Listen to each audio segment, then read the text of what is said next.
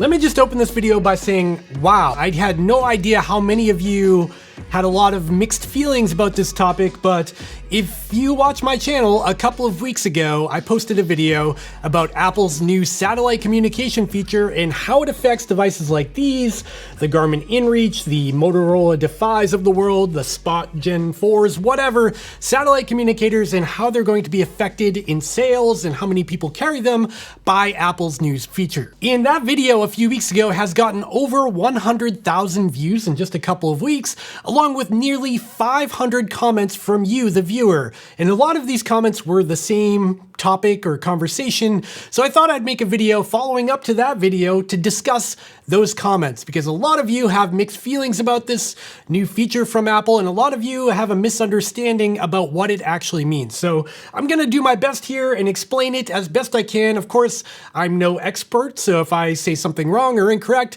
feel free to comment on this video again and we'll discuss it down below. Okay, let's rewind a little bit and explain what's going on here for people that may have not seen my last video. Apple at WWDC, which is their worldwide developer conference where they typically talk about new software features, announced a new feature for iPhone. This is specific to the iPhone 14 and newer. These newer iPhones now have satellite communication features built right into the device. So you could be off the grid, camping, and text your mom saying hi or that you're setting up camp or what you're eating for dinner without having a cellular connection to a typical tower. But this feature sparked a lot of interest for me as somebody who carries a satellite communicator in a lot of situations. I do carry a Garmin InReach most of the time. I also have a Motorola Defy. I have a history with the Spot Gen 4, and all of these devices are pretty interesting because they kind of do the same thing. They allow you to communicate when you're off the grid, but they're very expensive and they require subscriptions, and that's what got me thinking. This new feature from Apple could really affect the sales and marketing of these devices. And that's where all of you chimed in with some interesting topics in the comments of that last video. So now let's just talk about them. So the first comment I want to address is that a lot of people seem to think that SOS over satellite is the same as messaging over satellite. Because back when the iPhone 14 was initially announced, they announced SOS over satellite, which means you could contact emergency services through satellite connection on your phone, which means if you have a broken arm in the middle of the wilderness, you can call for help with your iPhone, which is super cool. However, SOS over satellite is an entirely different topic than messaging over satellite. Messaging over satellite is for recreational purposes. You can, text your loved one and tell them good night, or tell them what you ate for dinner, or how your hike went that day, or that you're running late, or that your car won't start. Something like that, where you're not in a life or death situation and you just want to send a message. That's what this new feature is. So yes, this is an old feature in a sense that satellite communication has been around for a while on the iPhone. But no, this is a new feature as well, because now you can use it recreationally and not just for emergencies. Moving right along to the second comment I want to address, and that's that a lot of people seem to think that this will only be available in the USA. And that's kind of true, but also kind of not true. You see, this new feature will likely only be available in the USA during the beta program, when people are installing the beta software and trying it out and seeing how it works. Initially, probably only in the USA. However, if you go back in time to that SOS over satellite feature that came out over a year ago, that feature is now available in over 16 different countries. Just like in this situation, when SOS over satellite came out a year ago, that feature was only available here in the USA, but now you could be in Australia, Austria, Belgium, Canada, France, Germany, Ireland, Italy, Luxembourg, the Netherlands, New Zealand, Portugal, Spain, Switzerland, the UK, or the US, and still be able to use SOS over satellite. So as you can see, they've actually built out quite a bit in just a year. They're moving pretty quick. Another thing to consider is that Apple has invested about $64 million in conjunction with SpaceX to launch more satellites into the network.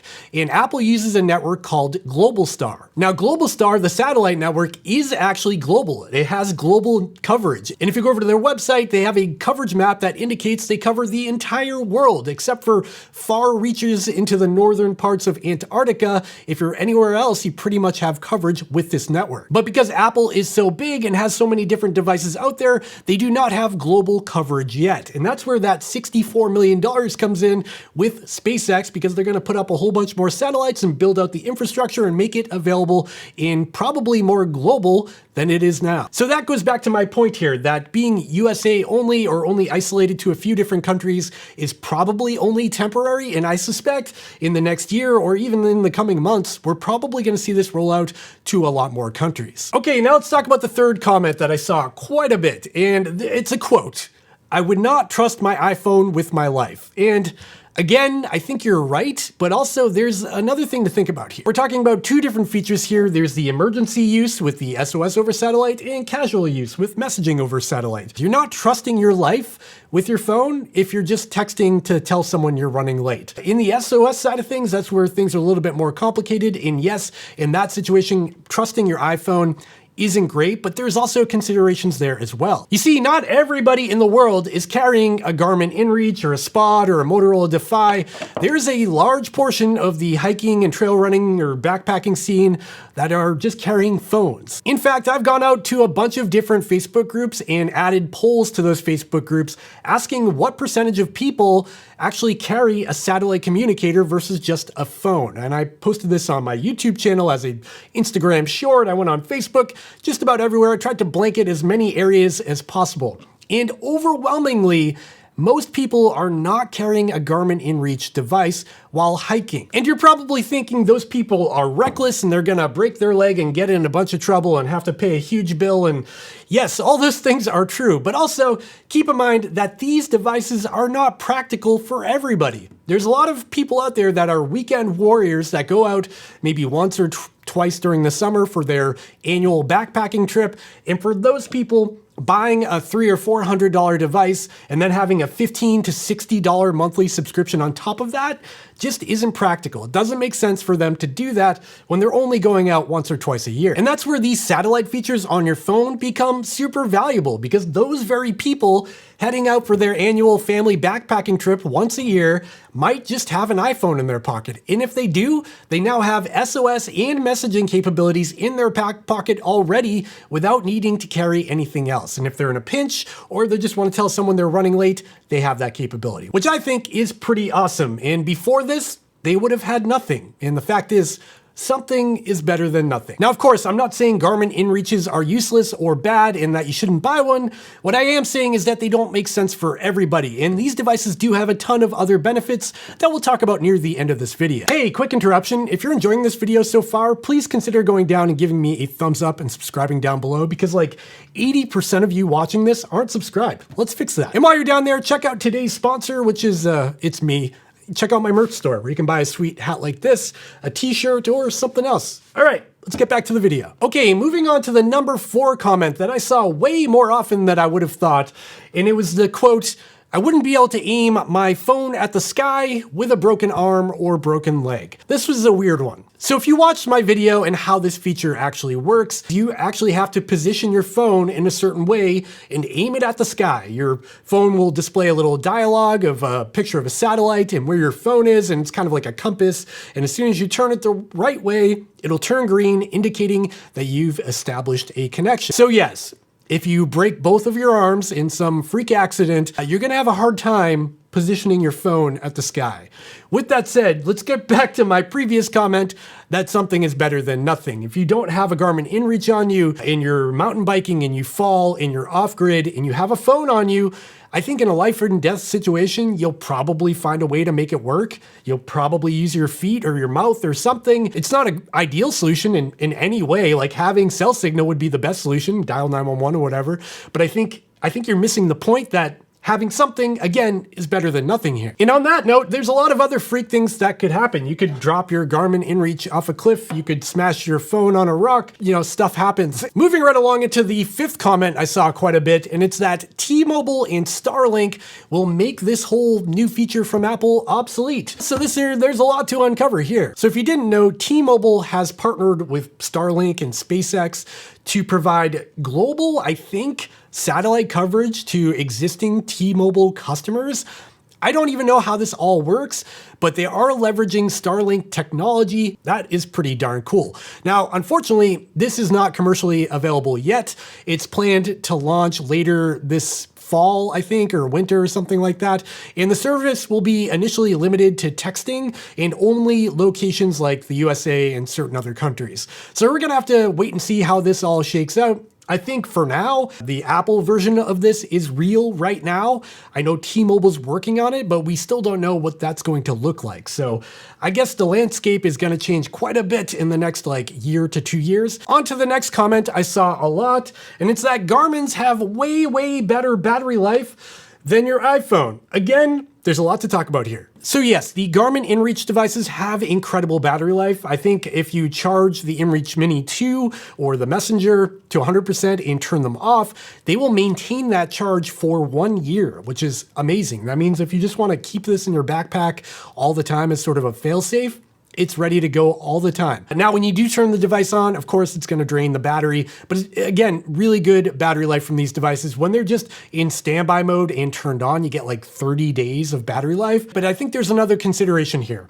If you're traveling off grid and you don't have a cell phone connection and there's really no use for your phone other than taking photos or videos or whatever, just leave your phone off and turn it on when you need it. In that event, you basically have unlimited battery life on your iPhone, right? Yeah, it won't last forever. You're not going to be able to get a year of battery out of iPhone. But if you're going on a 2 or 3 day backpacking trip, for the majority of the time, just leave the phone off. When you want to send and receive messages, turn it on, aim it at the sky, send your message, and then turn it back off again. I think it's that simple. And because there's really no use for a phone without cell phone signal anyways, unless you're playing offline music or something like that, it's kind of a non-starter. So that's my take on that. If you just want to send messages or have something for an emergency, leave your phone off. Okay. The 7th comment I saw quite a bit is that a lot of Android users kind of mentioned, well, I have an Android device, so this doesn't matter at all. I think it does though, because this technology coming to an Apple phone means that it's only a matter of time before they sort of set the bar, and then other manufacturers, and I think bigger manufacturers like Samsung or LG or whoever, are probably going to mimic this in the very near future. I would expect to see the next big Samsung Ultra whatever have this capability in the next year. That would not surprise me. So I think just advancing the technology is good for everyone.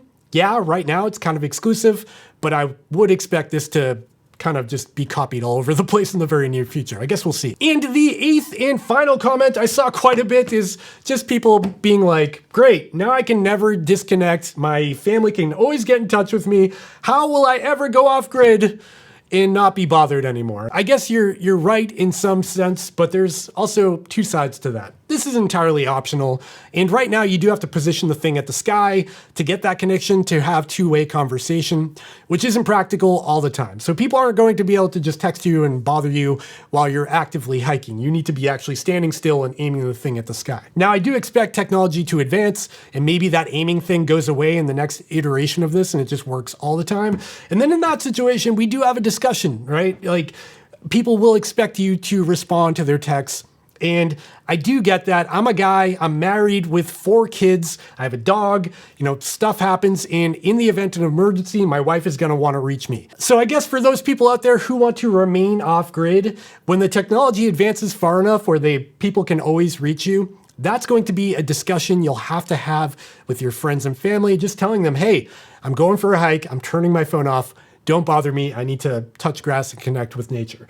But until then, it's still optional, so take advantage of that. And now that I've gone through all the common comments that I saw, I just want to mention that, again, Garmin InReach devices or Motorola's or Spots or whatever, they still have their place in the market. I'm not telling you that they're going away or that Apple just killed them, even though I may have used a clickbait title on my last video. That's kind of what you got to do here on YouTube to get people to click on your videos. These devices still have a huge advantage for the right person, but like I said, they're not practical for everybody, costing $250, $300, $150 plus a service plan, plus subscription, maintaining that subscription over time. That's not for everybody, except for those of you out there that are traveling out to the backcountry once or twice a week, maybe twice a month or something like that. That's when you can warrant that subscription cost.